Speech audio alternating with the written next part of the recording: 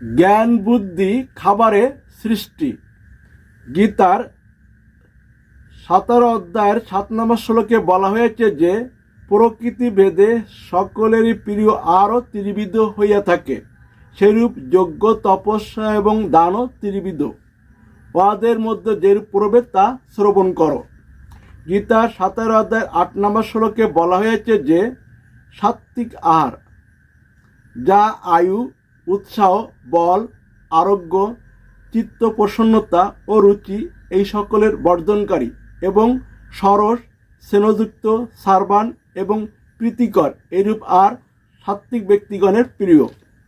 গীতার 17 অধ্যায়ের 9 শ্লোকে বলা হয়েছে যে রাজস আর অতি কটু, অতি অম্ল, অতি লবণাক্ত, অতি উষ্ণ, তীক্ষ্ণ, বিদায়ী এবং দুঃখ, শোক ও রোগ উৎপাদক আর রাজস ব্যক্তিগণের প্রিয়।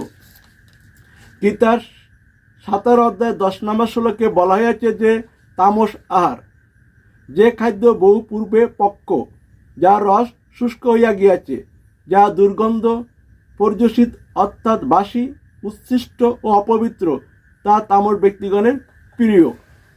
গীতার 18 অধ্যায়ের 20 নম্বর শ্লোকে বলা হয়েছে যে সাত্ত্বিকী জ্ঞান, যে জ্ঞান দ্বারা পরম্পর বিভক্তভাবে প্রতীয়মান সর্বভূতে এক অব্যয় বস্তু অর্থাৎ পরম আত্মতত্ত্ব পরিদৃষ্ট হয়, সেই জ্ঞানকেই সাত্ত্বিকী জ্ঞান বলে। গীতার 18 অধ্যায়ের 21 নম্বর শ্লোকে বলা হয়েছে যে রাজস জ্ঞান, যে জ্ঞানের দ্বারা ভিন্ন ভিন্ন ভূত সমূহে পৃথক পৃথক ভাবের অনুভূতি হয়, তাকে রাজস জ্ঞান বলে। গীতার 18 অধ্যায়ের 22 নম্বর শ্লোকে বলা হয়েছে যে তামস জ্ঞান, যা প্রকৃত তত্ত্ব তা না বুঝাইয়া ইহাই যা কিছু সমস্ত এইরূপ বুদ্ধিতে কোনো একমাত্র বিষয় আসক্ত থাকে, সেই যুক্তিবিরুদ্ধ, অযথার্থ, তুচ্ছ জ্ঞানকে তামস জ্ঞান বলে। গীতার 18 অধ্যায়ের 30 নম্বর শ্লোকে বলা হয়েছে যে হে পার্থ, কর্ম করা অথবা কর্ম হইতে নিবৃত থাকা অর্থাৎ কর্মমার্গ বা সন্ন্যাস, কর্তব্য কি অকর্তব্য কি, কিসে বয় কিসে অবয়, কিসে বদ্ধ কিসে মোক্ষ, এই সকল যে বুদ্ধি দ্বারা যথাযথরূপে বোঝা যায় তাকে সাত্ত্বিকী বুদ্ধি বলে।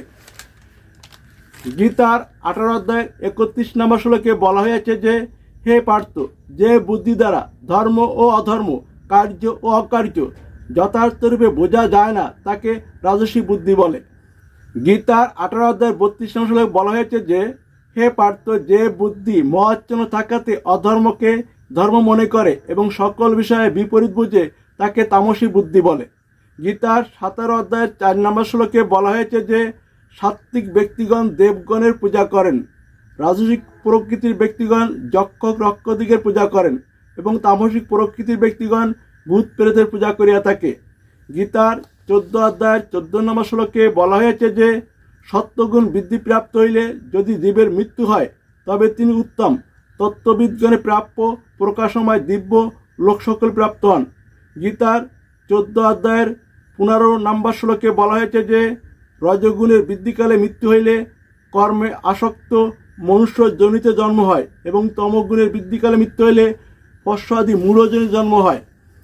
গীতার 14 অধ্যায়ের 18 নম্বর শ্লোকে বলা হয়েছে যে সত্যগুণ প্রধান ব্যক্তি ঊর্ধ্বলোকে অর্থাৎ স্বর্গ আদি লোকে গমন করেন, রজগুণ প্রধান ব্যক্তিগণ মধ্যলোকে অর্থাৎ ভূলোকে অবস্থান করেন এবং প্রমাদ মহাদি নিকৃষ্ট গুণসম্পন্ন তম প্রধান ব্যক্তিগণ অধগামী হয় অর্থাৎ তমস্বরাদি নরক বা পশ্ব আদি জনি প্রাপ্ত হয়।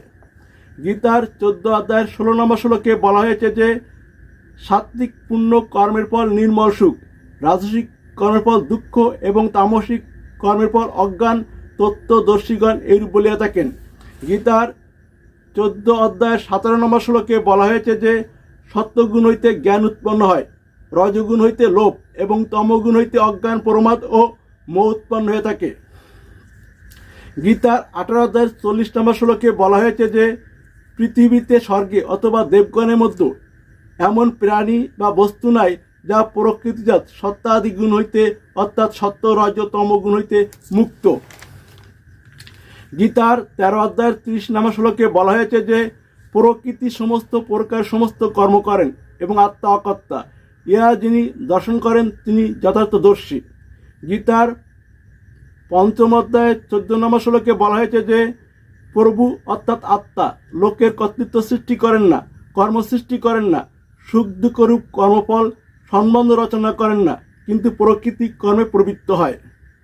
গীতার পঞ্চম অধ্যায়ের 15 নম্বর শ্লোকে বলা হয়েছে যে সর্বব্যাপী আত্মা কারো পাপ বা পুণ্য গ্রহণ করেন না, অজ্ঞান কর্তৃক জ্ঞান আচ্ছন্ন থাকে বলিয়া জীব মোহপ্রাপ্ত হয়। গীতার 14 অধ্যায়ের 19 নম্বর শ্লোকে বলা হয়েছে যে যখন দ্রষ্টা জীবগুণ ভিন্ন অন্য কাউকে কর্তা না দেখেন, অর্থাৎ প্রকৃতি কর্ম করে আমি করি না ইয়া বুঝতে পারেন, তখন তিনি আমার ভাব অর্থাৎ আত্মার ভাব বা ব্রহ্মভাব অর্থাৎ ত্রিগুণ অতীত অবস্থা প্রাপ্ত হন। গীতার 14 অধ্যায়ের 20 নম্বর শ্লোকে বলা হয়েছে যে জীব দেহোৎপত্তির কারণভূত এই 3 গুণ অতিক্রম করিয়া জন্ম মৃত্যু জরা দুঃখ হইতে বিমুক্ত হইয়া অমৃতত্ব অর্থাৎ মোক্ষ লাভ করেন।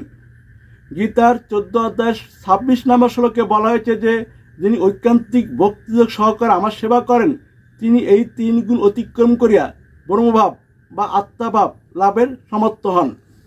গীতার 7ম অধ্যায় 14 নম্বর শ্লোকে বলা হয়েছে যে এই ত্রিগুণাত্মিক অলৌকিকী আমার মায়া নিতান্ত দুস্তরা, যারা একমাত্র আমারই শরণাগত হইয়া ভজনা করেন তারাই কেবল এই সুদুস্তরা মায়া উত্তীর্ণ হইতে পারেন। গীতার 14 অধ্যায় 2 নম্বর শ্লোকে বলা হয়েছে যে এই জ্ঞান অর্থাৎ গীতার জ্ঞান আশ্রয় করিয়া যারা আমার সাধর্ম লাভ করেন অর্থাৎ ত্রিগুণ অতীত অবস্থা প্রাপ্ত হন, তারা সৃষ্টিকালও জন্মগ্রহণ করেন না, প্রলয়কালও ব্যতীত হন না, অর্থাৎ জন্ম মৃত্যু অতিক্রম করেন।